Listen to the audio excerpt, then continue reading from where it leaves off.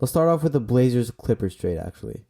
The Clippers acquired Norman Powell, and the Blazers got Eric Bledsoe, Justice Winslow, Keon Johnson, and a 2025 second-round pick. Obviously, like, just looking at the trade, everyone says that the Clippers won, and they did, in my opinion, or in basically everyone's opinion. The Clippers won this trade. I think the Blazers are just trying to tell Dame to leave at this point. Like, yeah. I think they're trying to get him to leave with this trade. Like, there's the Norman Powell's a very solid player. He can shoot well. He's a decent defender. The Clippers are not really contenders this season because PG's probably going to be out for the season and Kawhi is also out for the season. But they still have a solid team of role players like Reggie Jackson, Marcus Morris. Reggie Jackson like cooks the Lakers every time he plays them. Yeah, he has a death wish against the Lakers. But the Clippers added some good role players. Like Robert Covington's not that good, but he's better than Eric Bledsoe, you know? I mean, obviously looking at this trade straight up, it's very much Clippers favored.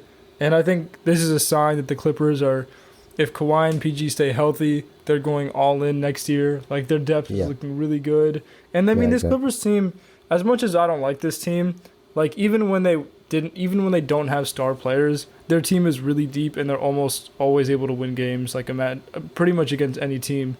Yeah, exactly. And Reggie Jackson, who started off the season pretty slow, starting to pick it up. Marcus Morris is that's Marcus, right? Yeah, Marcus Morris is there. Ivica Zubac. They have solid players on their team, and with the addition of Norman Powell, who's a solid offensive threat. He had 28 points in his Clippers debut. Obviously, Robert Covington's not an all-NBA defender like he was a couple years ago, but he's a good enough player to bring off of the bench, like on a consistent, like 10 to 15 minutes a game. And the Blazers mostly did this for like cap flexibility because they're a very stingy organization. They don't want to go over the luxury tax, as we've seen in their inability to do anything for Damian Lillard. So they wanted to get off the Rocco contract, and they didn't want to pay Norman Powell any longer.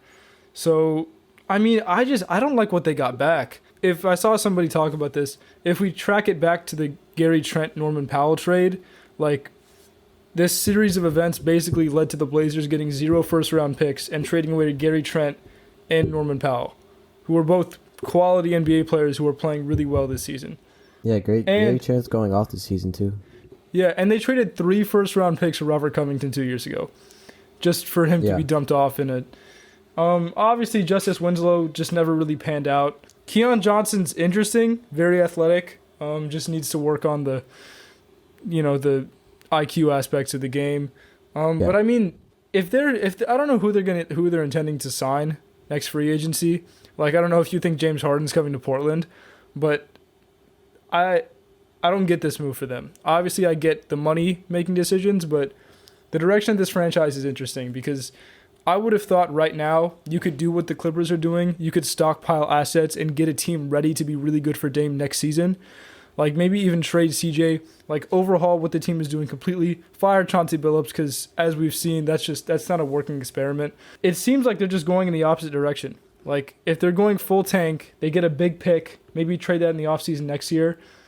And obviously the deadline's not over yet, but if they're going on this track, I wonder what next season's going to look like and how much longer Dame's going to stay. I mean, he's a very loyal guy, as everyone knows, and as we've seen. He's had plenty of chances to request a trade or walk out on the Blazers and not re-sign with them. But I think there's a chance that he could request a trade this offseason. Because the Blazers he's given the Blazers organization so many chances to get him help. Like you can't win with CJ McCollum as your second best player. You just can't. I'm not, no disrespect to him, like he's a great player, but like you have to have other pieces around Dame, not just CJ. I mean, I think it's like this is an organization like their fans love them so much. They love Dame. But a front office that's not willing to spend any money, not willing to use their assets properly, not draft well, like they've been a first round. Obviously, they made the conference finals in 2019, but that was just circumstance. They passed two really easy teams, and then got 4-0 swept by the Warriors. But I mean, it's like this is a first round exit team every single year. Like, and at this point in the West, they're not even good enough to be a first round exit, as we saw when Dame was playing. There needs to be a serious change, maybe not just in not in scenery for Dame, because I think there's still a chance that Portland can make good moves this offseason and put a quality second to third seed team around Dame. I just think it's a matter of wanting to and taking a big risk, because that's something that this organization doesn't do, as we just saw from this trade.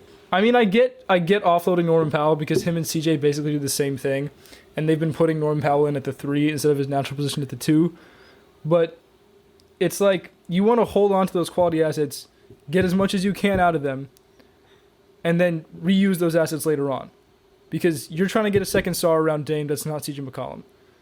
And they need to be willing to offload CJ either at the deadline or in the offseason, which is not something that they've really hinted at.